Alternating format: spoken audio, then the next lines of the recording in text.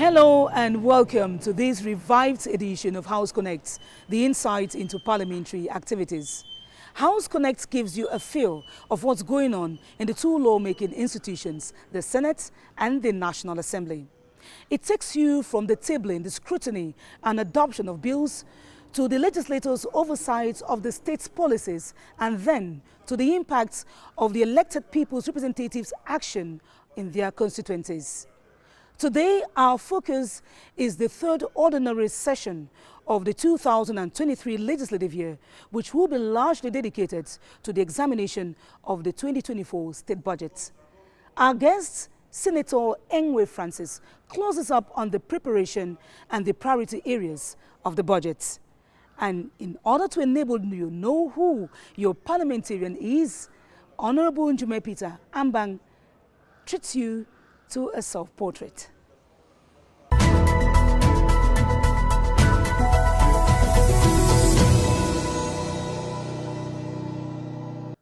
Breaking the recess to begin the month-long of deliberations, there has been no respite for the lawmakers. The aspirations of the average Cameroonian abound, and Parliament, which drives the path to development through the law voted, is their best bet.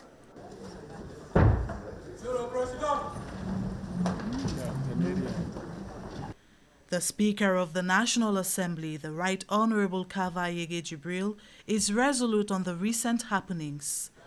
The murder of 24 nationals by armed groups in the southwest region cannot be tolerated, for Cameroon is a state of law.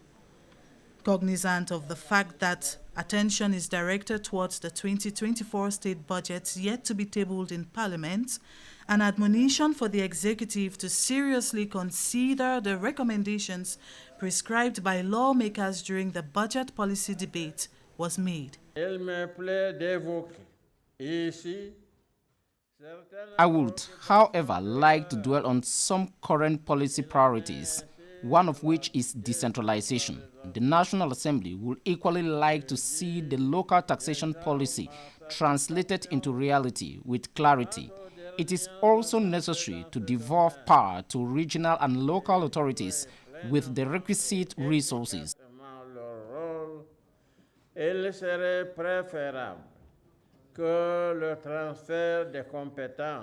Speeding up the decentralization policy is of the essence at the Senate.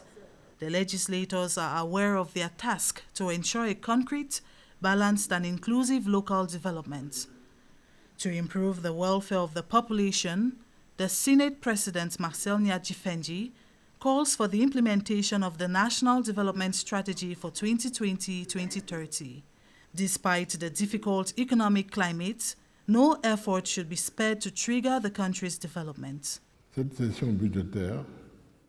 The budgetary session is holding against the backdrop of geopolitical tensions and rivalries that are undermining efforts made to return to growth and development.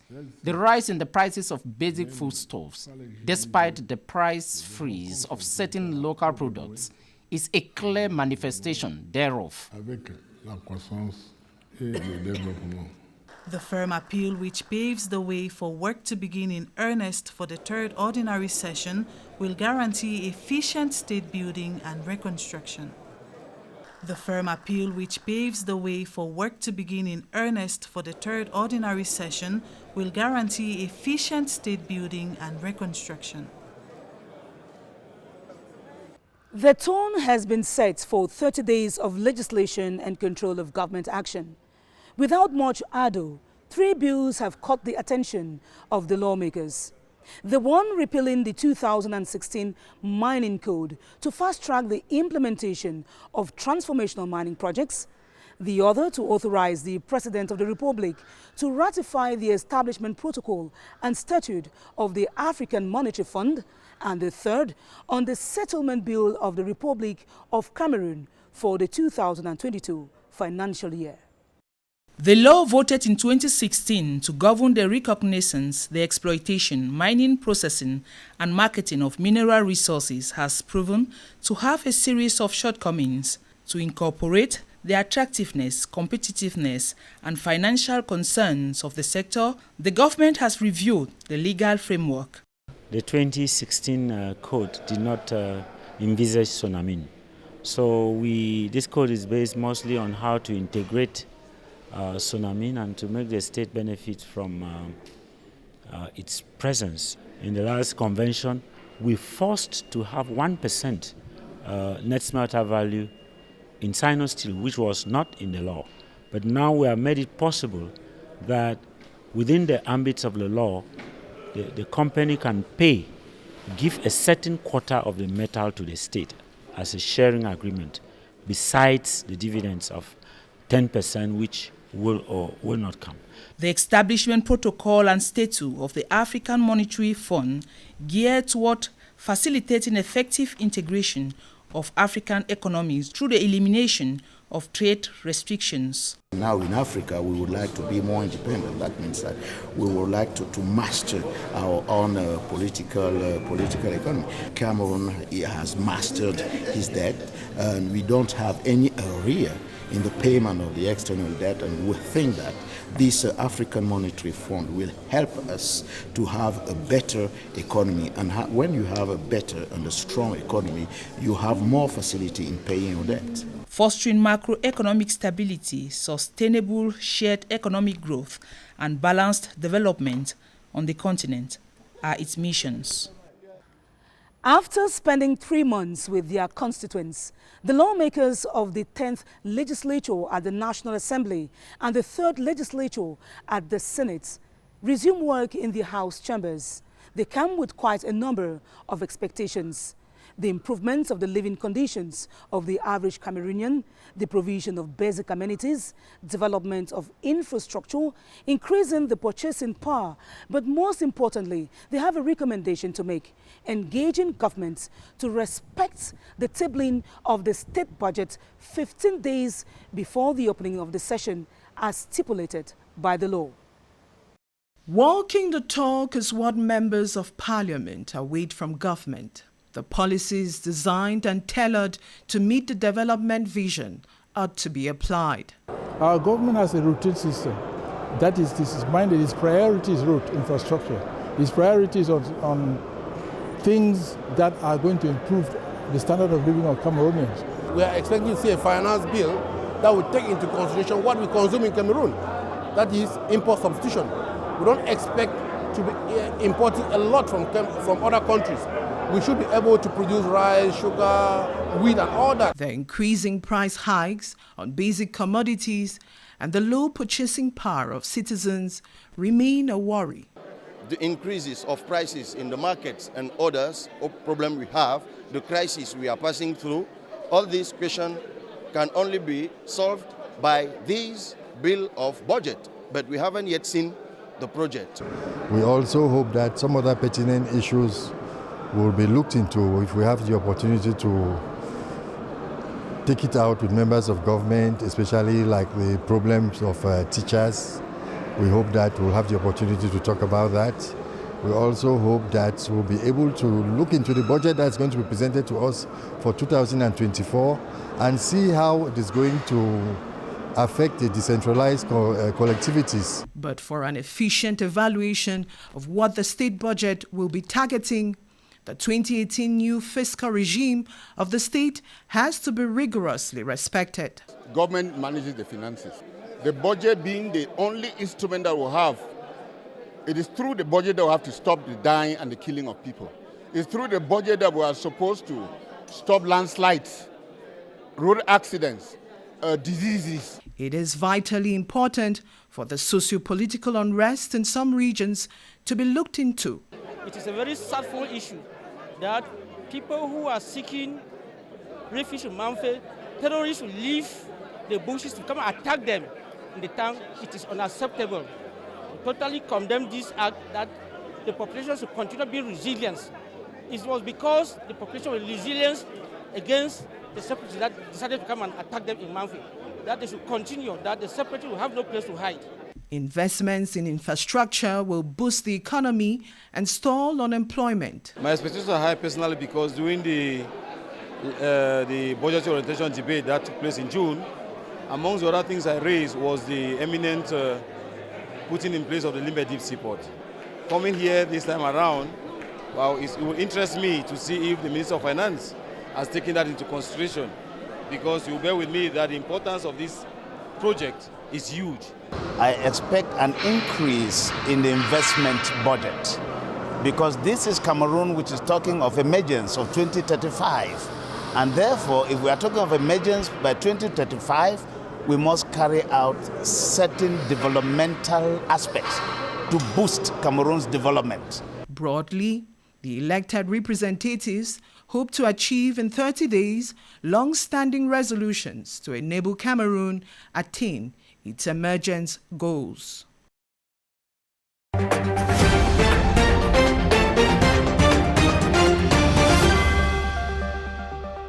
Our guest on today's edition of House Connect is Honorable Senator Enwe Francis. He is the Vice President of the Finance and Budget Committee of the Senate. Hello, Honorable Senator. You're welcome to be part of the program. Thank you. It's my pleasure being with you. You spent 10 years at the National Assembly, and now you are a senator.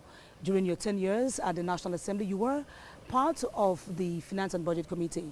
Today we are in the budgetary session. Let's talk about some of the aspects that are taken into consideration when a budget is prepared. Quite a lot is being taken into consideration when a budget is being prepared.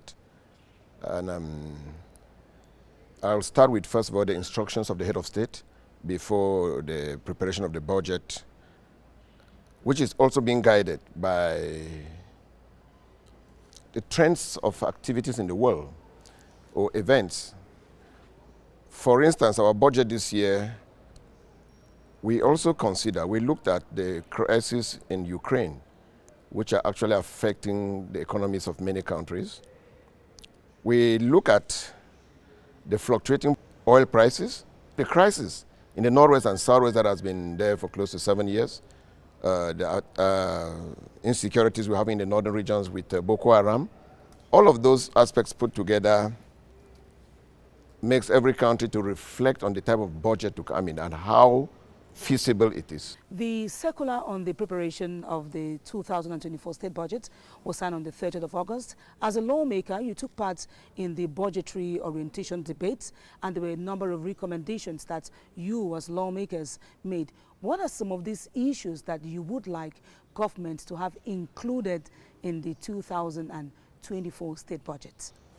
More consideration to be given to the decentralized structures during this budget, and more resources should be dissolved to the regional and local authorities to facilitate development in this country. We recommend that, and I may go into some figures to say, why can't they give $1 billion francs to every royal council, the Northwest and the Southwest? Something additional should be given to them. For instance, if they are giving 3 or 4 billion to the other regions, Northwest and Southwest should have at least 6 billion to facilitate this development, which will help us seeing how to manage the crisis that we have in the region because of underdevelopment and unemployment and many other aspects that can be carried out. We also thought of infrastructure. We have a problem with the road network in our country.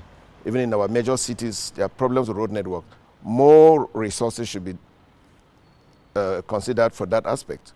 We need more health facilities. During the opening of the third ordinary session in both houses, at the Senate and at the National Assembly, the President of the Senate and the Speaker of the National Assembly actually delved into what Parliament was expecting the executive to do as far as the 2024 state budget is concerned. Talked about decentralization, but also talked about the very important and crucial issue of standards of living. We are all concerned with the standards of living of Cameroonian people. And it is our wish that it has to improve. A budget of this nature should reflect the wishes of the people. A budget of this nature should create an impact in the life of the people right to the rural areas, not only those in the cities. And I think that is our major concern, like the Speaker of the National Assembly said.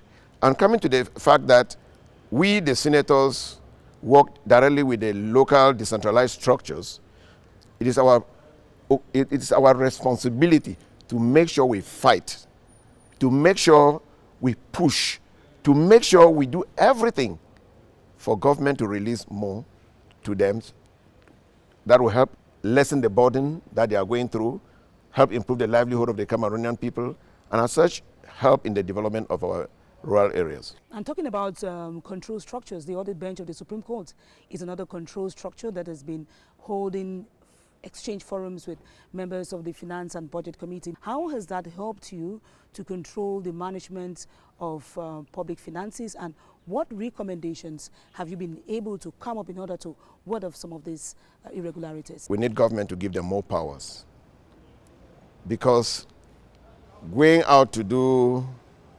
the audit, come back and give recommendations, and nothing is done for the defaulters. Their hands are tied.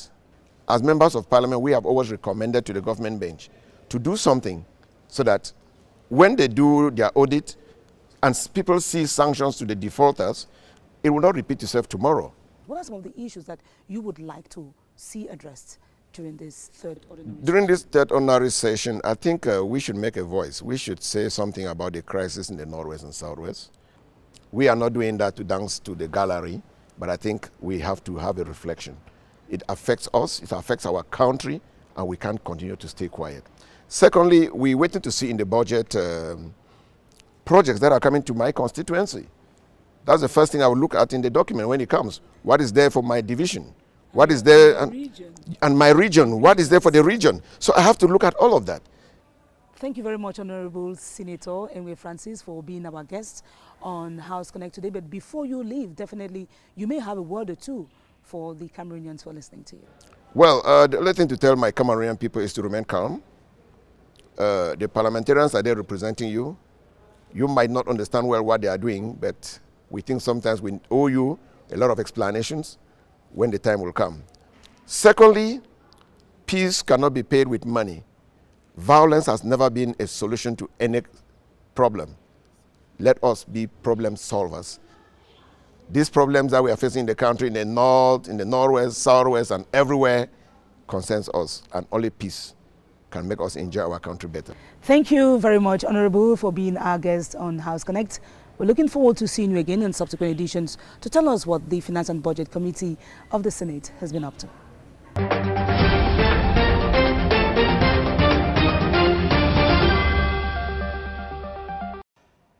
You see them in parliaments. You get their views in debates at the level of the committees and in plenary.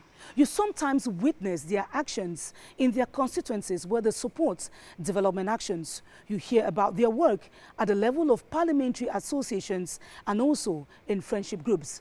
But who exactly are they and where do they come from? House Connect enables you know who your parliamentarian is in a self-portrait. Honorable Jume Peter Ambang was born December 15th, 1959, from a very humble peasant family in Ekondo Titi. I am married to Princess Elizabeth Basaka Esona. I have 7 kids, and God has blessed me. I have 2 of them who are Reverend Fathers. I'm a consecrated layperson of the folklore movement. I was consecrated in 2015. That was the same year, of course, I went to the Vatican and I passed through the Door of Mercy, which was opened after 50 years. I studied in Ekondo Titi. At that time, it was a native authority school. That is where I completed my primary school in 1971. I was sent to Kumba to do typing and shorthand. I wrote my GC ordinary levels in Form 4, National High School, and I made it. I wrote the entrance into Kumba and I passed. And so that is how I went to Kumba, Cameroon College of Arts and Science in Kumba. I was trained as an agric investigator by the United States Agency for International Development. I went to teach Kumba.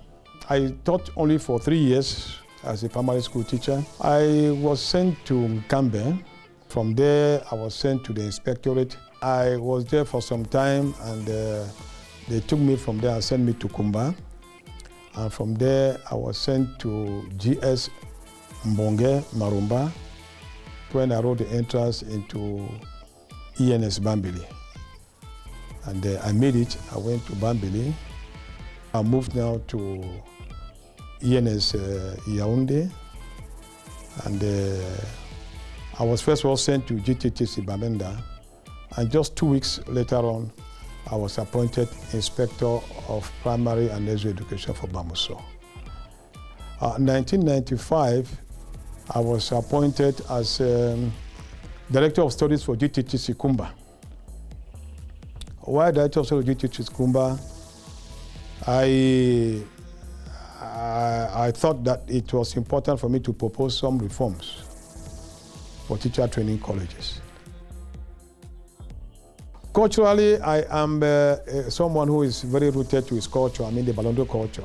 I also received a special honor from the chiefs of my tribe, the Balondo chiefs. They gave me the title of Esange Murondo, which actually means the staff of the Balondo people. I have been in politics for quite a long time because, but to be honest with you, to have a role, a pivotal role, was in 1996 when I was appointed as chargé de mission. Chargé de mission in Bamuso. 1997, I was again sent to carry out the same mission during the municipal and the parliamentary elections. In 2002, I was again appointed same, but this time again, I was asked to become one of the vice presidents. In 2007, while I was still appointed, I also was elected as a councillor in Ekolotiti. It happens that people saw in me a true leader, and 2013 they said, no, you have to go to parliament. First of all, with my micro project, I bought computers for schools, I bought microscopes. I've been able to empower women. I bought farm tools for the women. I bought more than 60,000 cocoa pots which I give to youths. I also empowered youths to start this livestock breeding.